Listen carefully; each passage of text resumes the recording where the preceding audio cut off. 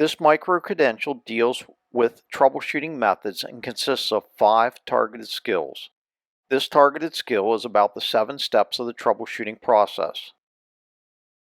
Computer networks consist of complex interconnected systems and devices. This complexity means that troubleshooting is best approached using an organized, logical manner. This process can be broken down into 7 steps and is similar to the scientific method used in health-related fields. Step 1. Identifying the problem. This step involves gathering information to help in determining the nature of the problem. Talking to the affected user will help determine the exact nature of the problem. Having the user recreate the problem can help determine the scope of the problem by identifying if and or how many other systems are affected. Once the technician has a thorough understanding of the problem and an idea of how the problem may have been created, the technician can move on to the next step. Step 2. Determine a possible cause. This step involves developing a theory or best guess based on the technician's knowledge, experience, and research about the nature of the problem found in Step 1. A technician's experience and research will most likely point to multiple potential causes. To narrow the possibilities down, try ranking the potential causes based on what is most likely to be causing the problem to the one that is least likely. Once the technician has made their best guess, move ahead to Step 3 and test the highest ranking theory. Step 3. Testing the theory. The technician will try to recreate the problem by using the best guess from the second step. This attempt to recreate the problem helps to verify if the guess was correct.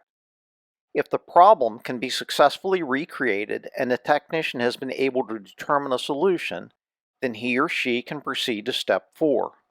If the problem can't be recreated or corrected, the technician should return to the list of possible problems and try the next most likely solution to the problem.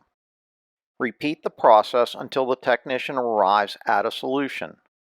It is also possible that the cause and the solution for the problem are beyond the technician's level of expertise or are someone else's responsibility.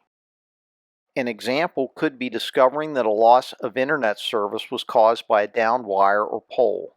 In this case, the technician would escalate the problem to the responsible parties. Step 4. Developing an action plan. Its purpose is to outline what needs to be done in order to correct the problem and prevent the problem from reoccurring. This step can be as simple as identifying or replacing a malfunctioning network interface card, or a more complex solution like needing to update the software on multiple systems. Regardless, the technician should be aware of and plan for any potential problems or disruptions that could be caused by this implementation.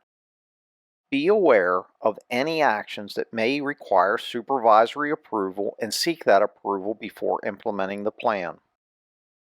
The technician should also notify users of changes prior to implementing the solution. Step 5. Implementing the solution. The technician puts into motion the plan he or she has developed in Step 4. Step 6. Verify functionality. Before leaving the area, the technician verifies that affected systems are functioning as they are supposed to. For example, if the user was having problems accessing a network file resource, the technician will watch to ensure that the user currently has access. Ensuring the problem is corrected eliminates the need for the technician to return due to partial or incomplete solutions. Step 7. Documentation. Unfortunately, most problems will reoccur.